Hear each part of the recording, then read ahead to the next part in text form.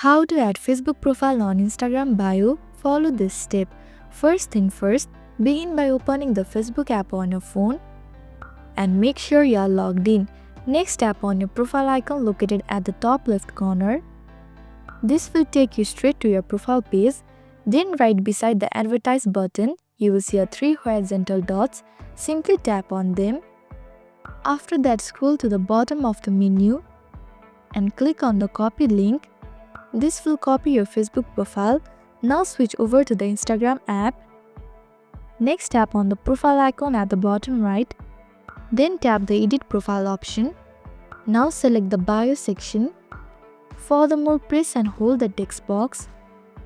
Then paste your Facebook profile link. Finally, hit the check mark at the top right to save and apply your changes.